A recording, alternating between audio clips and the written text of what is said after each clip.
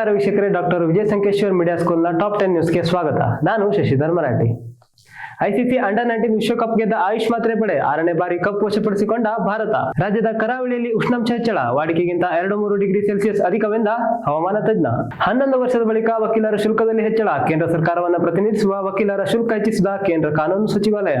ಅರ್ಜುನ್ ಸರ್ಜಾ ನಿರ್ದೇಶನದ ಸೀತಾಪಯಣ ಚಿತ್ರದ ಟ್ರೈಲರ್ ಬಿಡುಗಡೆ, ಮುಖ್ಯ ಪಾತ್ರದಲ್ಲಿ ಕಾಣಿಸಿಕೊಂಡ ನಟ ನಿರಂಜನ್. ಭಾರತ ಅಮೆರಿಕ ನಡುವೆ ವ್ಯಾಪಾರ ಒಪ್ಪಂದ, ಷೇರುಪೇಟೆ ಸೂಚ್ಯಂಕಗಳಲ್ಲಿ ಏರಿಕೆ.